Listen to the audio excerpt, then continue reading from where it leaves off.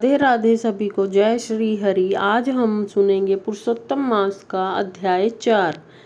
श्रीमन नारायण बोले, हे नारद, भगवान पुरुषोत्तम के आगे जो शुभ वचन अधिक मास ने कहे वह लोगों के कल्याण की इच्छा से हम कहते हैं, सुनो।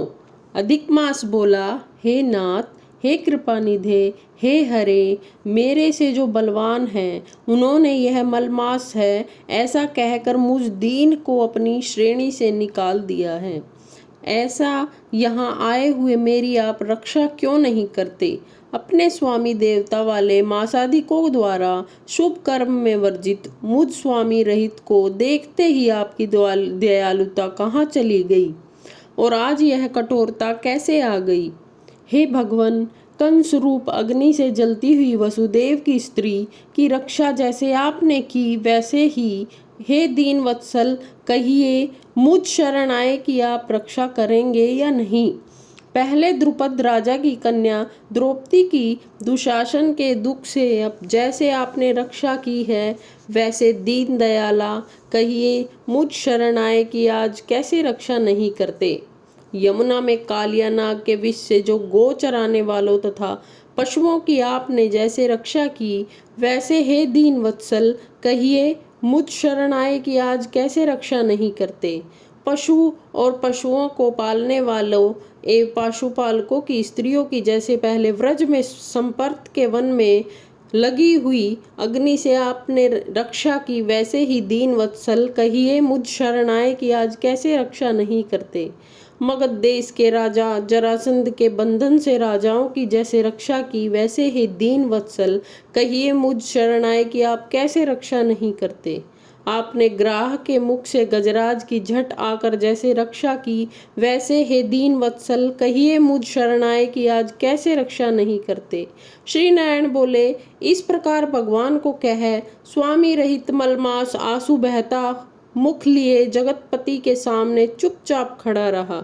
उसको रोते देखते ही भगवान शीघ्र ही दयाद्र हो गए और पास में खड़े दीन मुख मलमास से बोले, श्री हरि बोले, हे वत्स, क्यों इस समय अत्यंत दुख में डूबे हुए हो? ऐसा कौन बड़ा भारी दुख तुम्हारे मन में है? दुख में डूबते हुए तुझको हम बचाएंगे। तुम शोक मत करो। मेरी श्रेणी में आया फिर शोक करने के योग्य नहीं रहता। यहाँ आकर महादुखी नीच भी शोक नहीं करता। किस लिए तुम यहाँ आकर दुख में मन को दबाए हुए हो? जहाँ आने से न शोक होता है, न कभी बुढ़ोती आती है, न मृत्यु का भय रहता है, किंतु नित्य आनंद रहा करता है। इस प्रकार के बैकुंठ में आकर तुम कैसे दुखित हो? तुमको यहाँ पर दुखित देखकर बैकुंठवासी बड़े विस्मय को प्राप्त हो रहे हैं। हे वत्स, तुम कहो, इस समय तुम मरने की क्यों इच्छा करते हो? श्री नारायण बोले, इस प्रकार भगवान के वाक्य सुन बोझा लिए हुए आदमी जैसे बोझा रखकर श्वास पर श्वास लेता है, इसी प्रकार श्वासोच्छ्वास लेकर अधिक मास मधुसूदन से बोला। अधिक मास बोला, हे भगवान, आप सर्वव्यापी हैं, आपसे अज्ञात कुछ नहीं है। आकाश की तरह आप विश्व में व्याप्त होकर बैठे हैं। चर अचर में व्याप्त विष्णु आप सबके साक्षी हैं। विश्व भर को देखते हैं। विषय की सनिधि ने भी विकार शून्य आप में शास्त्र मर्यादा के अनुसार सब भूत स्थित है। हे जगन्नाथ, आपके बिना कुछ भी नहीं है। क्या आप मुझ अभागे के कष्ट को नहीं जानते? तथापि हे नाथ, मैं अपनी व्यथा को कहता हूँ। जिस प्रकार मैं दुख जाल से घिरा हुआ हूँ वैसे दुखी हो मैंने न कहीं देखा और न सुना। क्षण, निमेष, मुहूर्त, पक्ष, मास, दिन और रात सब अपने अपने स्वामियों के अधिकार से सर्वदा बिना भय के प्रसन्न रहते हैं। मेरा न कुछ नाम है, न मेरा कोई अधिपति है और न कोई मुझको आश्रय है।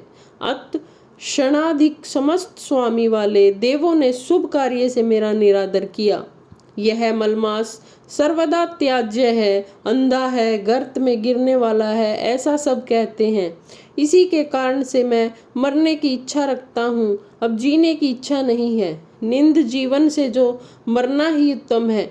जो सदा जला करता है वह किस तरह सो सकता है? हे महाराज, इससे अधिक मुझको और कुछ कहना नहीं।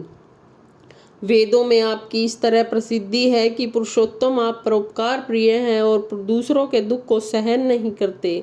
अब आप अपना धर्म समझकर जैसे इच्छा हो वैसा करें। आप प्रभु हो और महान हैं। आपके सामने मुझ जैसे पामर को घड़ी घड़ी कुछ कहते रहना उचित नहीं है। मैं मरूंगा, मैं मरूंगा, मैं अब न जीऊंगा, ऐसा पुनः पुनः कहकर वह अधिक मास हे ब्रह्मा के पुत्र चुप हो गया और एकाएक श्री विष्णु के निकट गिर गया। तब इस प्रकार गिरते हुए मलमास को देखकर भगवान की सभा के लोग बड़े विस्मय को प्राप्त हुए। श्री नारायण बोले, इस प्रकार कहकर चुप हुए। अधिक मास के प्रति बहुत कृपाभार से अवसन्न हुए श्री कृष्ण मेघ के समान गंभीर वाणी से चंद्रमा की किरणों की तरह उसे शांत करते हुए बोले। सुत जी बोले, हे विप्रो, वेद रूप रिद्धित के आश्रित नारायण का पापों के समूह रूप समुद्र को शोषण करने वाला बड़वानल अग्नि से समान वचन सुनकर प्रसन्न हुए नारद मुनि पुनः आदि पुरुष के वचनों को सुनने की इच्छा से बोले।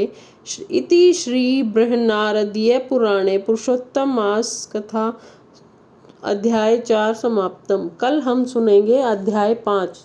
जय श्री हरि।